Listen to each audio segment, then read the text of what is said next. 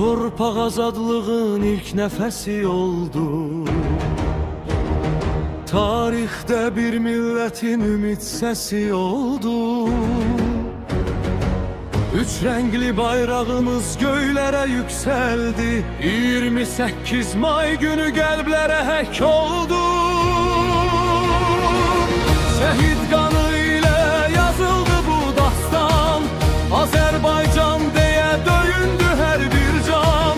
Birliyimiz güc verdi bu müqəddəs yurda. Azadlıq məşəli yanır daim burada. Azərbaycan, can Azərbaycan, sənlə fəxr edir hər bir insan. Dalğalansın bayrağın daim göylərdə. 28 may yaşasın ürəklərdə.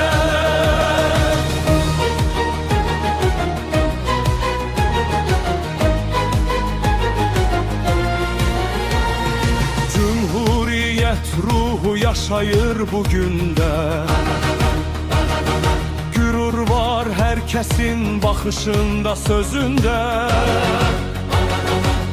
Vətən sevgisi var her döyünen qəlbdə. Azərbaycan eşqi sonsuzdur ürəkdə. Bir millətin şanlı zəfər yoluyuq. Azadlığın əbədi qüruruyuq. 28 may nur saçır sabahlara.